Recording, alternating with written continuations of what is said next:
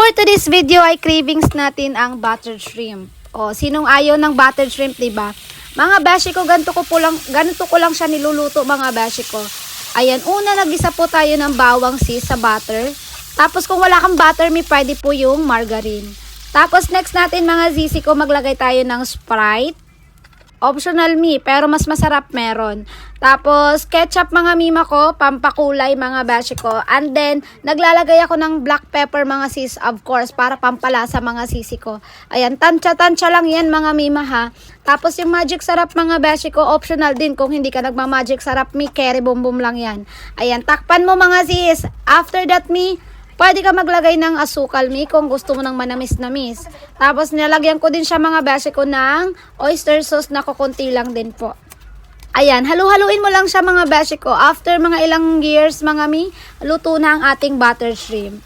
Charan! Okay, ready na ba mga sis? Let's eat! Ang sarap neto mga mima ko. Kaya magluto ka na din ng sayo mo mga sis. Ganun lang siya kadali lutuin. Yun lang. Thank you for watching.